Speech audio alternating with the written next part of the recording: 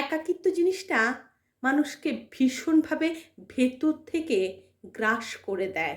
একাকিত্ব মানে একা থাকা নয়, একাকিত্ব মানে নিজেকে একা করে রাখা। একাকিত্ব জিনিসটা কখনোই কারোর কাম্য হয় না। পরিবেশ পরিস্থিতি একাকিত্বকে আমন্ত্রণ জানিয়ে বেঁচে থাকার নতুন করে প্রচেষ্টা চালায়।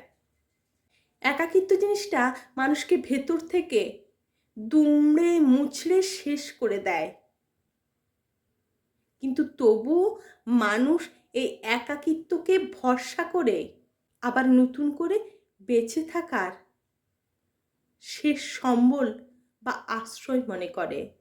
সেই একাকিত্বকে নিয়ে আজ আমার ছোট্ট প্রচেষ্টা। সেই একাকিত্ব নিয়ে আমার আজকের কবিতা। একাকিত্বের অভ্যাস। কেউ একা থাকতে চায় না, কিন্তু বারবার উপেক্ষিত হতে হতে একাকিত্বই একদিন সবচেয়ে নিরাপদ আশ্রয় হয়ে যায়। মানুষ পাশে পেয়েও যদি নিঃসঙ্গ অনুভব করে, তাহলে আস্তে আস্তে সে সঙ্গ চাওয়াটাই বন্ধ করে দেয়। নিজের গল্প সে নিজেই শোনে, নিজের কষ্ট সে নিজেই বোঝে। একদিন এই একাকিত্বই অভ্যাস হয়ে যায়। নিজের ভেতরে নিজেকে খুঁজে পাওয়ায় স্বস্তি লাগে।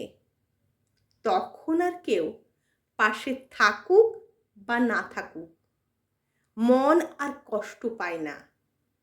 শুধু চুপচাপ হয়ে চলে সময়ের স্রোতে।